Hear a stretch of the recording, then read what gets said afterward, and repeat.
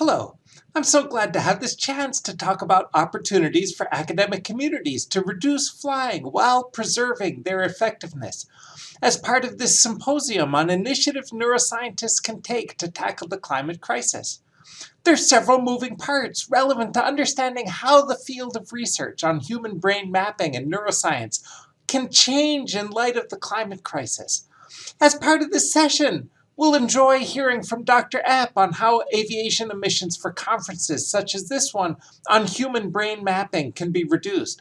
We'll hear from Dr. Medawar on the climate impact of the food system and also food aspects of academic conferencing. And we'll hear from Dr. Hoffman on another emission sector addressing the climate impact of our research computational infrastructure. My talk connects these conversations in a single sector to the broader transformation initiative in university and research communities nationally and internationally. By research profession, I am, and I say this with a little trepidation because I'm worried you're going to think, why did we invite him to our conference? But I am an agricultural economist. I'm not even a brain scientist, so I feel especially privileged to be included in a spirit of interdisciplinary collaboration on climate action. I'm here to tell you about the Flying Less initiative, which I'm a co-organizer along with Joe Nevins of Vassar College. And our website has a number of features, including a blog and also a petition. The petition encourages people who support it not necessarily to stop flying themselves, but to support a strategic vision of institutional change.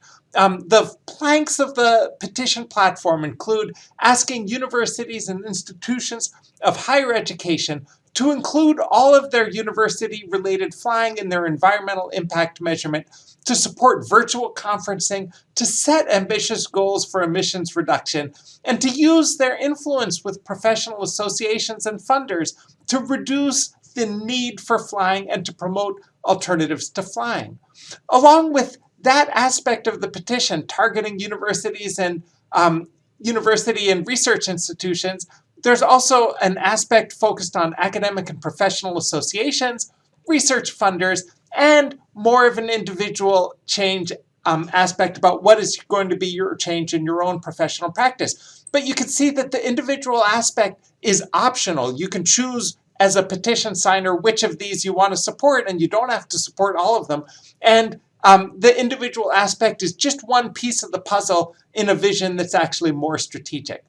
The resources tab on this website describes other organizations doing wonderful work, such as the Youthful Explain initiative, which it describes how universities can be transformed. The Stay Grounded initiative, which has a special focus on climate justice and aviation. The Tyndall Center for Climate Research, which over the years has had from time to time a big focus on aviation and currently has a new document and set of support materials on aviation and university and research communities. And the newer Flying Less initiative in Germany, which shares a name with my own initiative, and describes how universities in Europe can change in response to the climate crisis. We also have a frequently asked questions tab. For example, it's got information. There's a good deal of misunderstanding of the greenhouse gas consequences of different modes of transportation. The wonderful Barry Saxifrage graphic, he was willing to modify it in response to some of the conversation with our initiative recently, and it sort of describes, as you look horizontally and move to the right, how many kilometers or how many miles do you get per unit of greenhouse gas emissions? So further to the right is all the great electric forms of transportation, and further to the left, and especially the lower left, is the fossil fuel transportation, and you can see aviation is in the lower left-hand corner. Let's zoom in a little on that lower left-hand corner. Part of the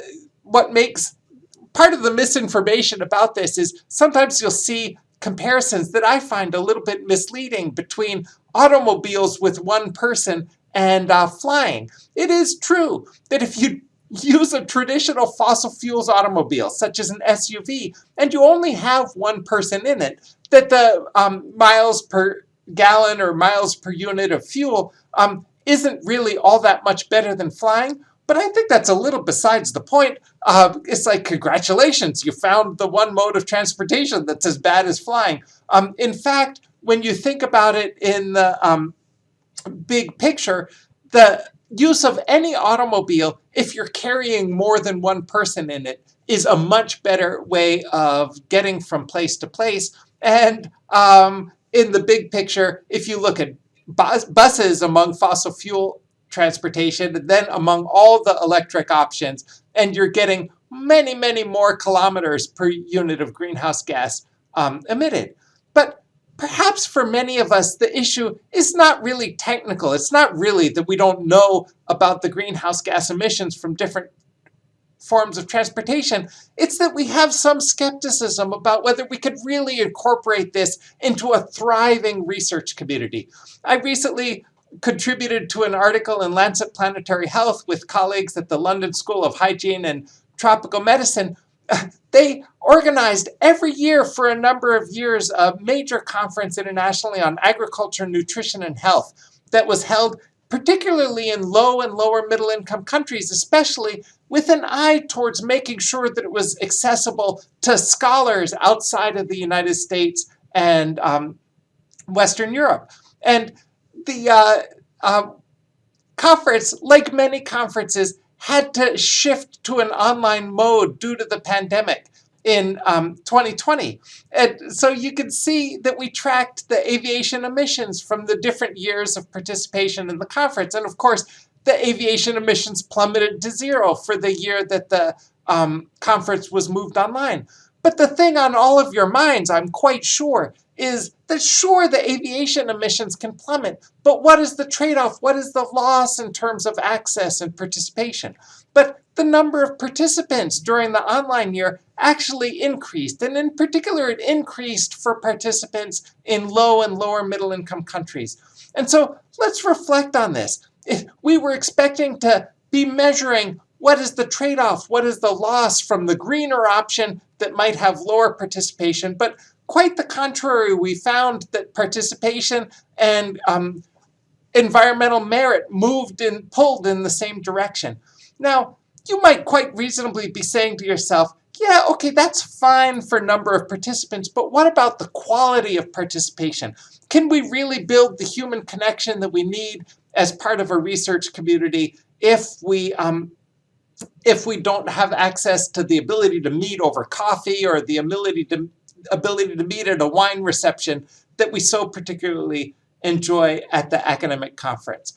The issue may not be about numbers of participants, but loss of personal connection. It really is true, for example, that in online communication, we lose the delight and sense of place that comes from the location that we're traveling to.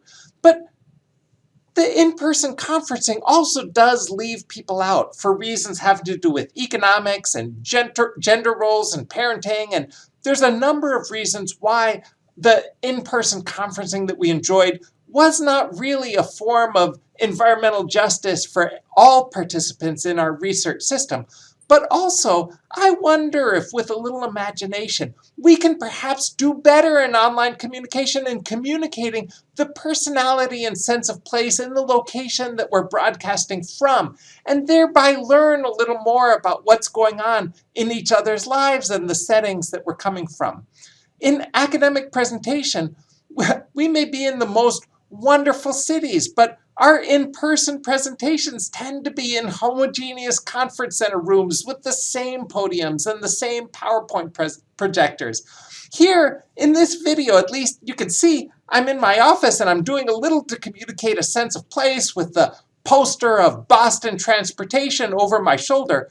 But that's just a start. As long as the OHBM is having this presentation in video format, let's see if we can convert a limitation of online communication into a strength by grabbing my GoPro camera here and sharing something more personal about the neighborhood surrounding my office. My office on Tufts University's Boston campus is in the Chinatown neighborhood of Boston. Here on Washington Avenue is my favorite place to see Broadway musicals. Behind me here is the Old South Meeting House, where 18th century patriots planned the American Revolution and independence from the United Kingdom on democratic and republican principles.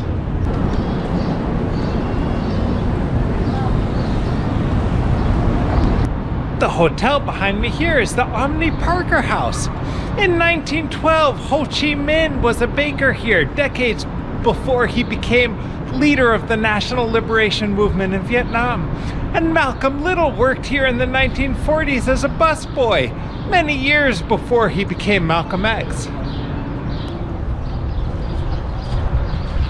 As I walk across the Boston Common back to my office, the gold-domed building behind me is the Massachusetts State Capitol.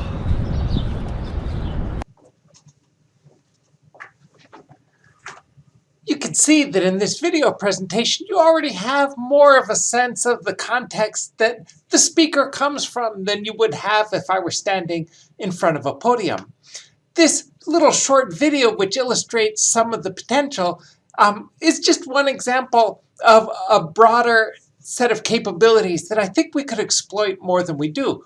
On our website for the Flying Less Initiative, there's also a gently satirical video series, a sort of a mock travel and tourism show called Lifestyles of the Not Jet Set. Here's an example of a clip.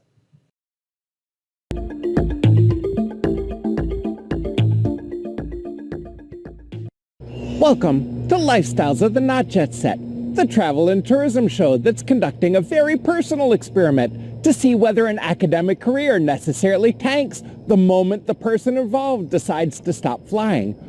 I'm here today in Austin, Texas. You could probably tell by the iconic statue of the cowboy by Constance Warren. Sometimes I feel like a time traveler who simultaneously, by traveling more slowly, has the power to look backwards in time with a stronger vision of what life was like for people there, and time travel forward in time to a period maybe a couple decades from now, maybe sooner, I hope, when our society has taken account of the climate crisis that we face and made adjustments to our transportation system that are appropriate. In which case, there will be much more people doing this strange thing that I'm currently doing in traveling by train to professional conferences. I don't want to exaggerate. It's not like zero flying is the appropriate amount for academic and research communities. The question is about the overall quantity. Sometimes people respond to our Flying Less initiative by feeling the sense of loss of the flights that they find most valuable. But of course, those are not the ones that are going to be reduced first. Ask yourself about what is the possibility of reducing the flights that had less value, both for our academic careers and for our personal and global connections. For example, the long trips that we take away from family for 10-minute presentations of secondary career value, when we might have even better spent our time at home writing and accomplishing more value in our work. I'm so glad that the Organization for Human Brain Mapping and that the field of neuroscience is taking up this conversation. There's a long list of objections that people make, for example, that flying is essential for cross-cultural contact, or that flying is essential even for a sense of revolutionary spirit and social change. There's a little bit of truth to each of these points, but I think even in the walk through the neighborhood here in Boston surrounding my office, you get a sense of how connected a person can feel, both to cross-cultural contact and to a sense of revolutionary change in history. During the time of crisis, during one of these key points of decision for our society, these are the big issues that are on our mind. I hope that you enjoy your conference this week and have wonderful conversations with each other. If you feel inspired and connected to the message of this video, I hope you will sign up for the petition and share it with your colleagues. You can find it on our website at flyingless.org.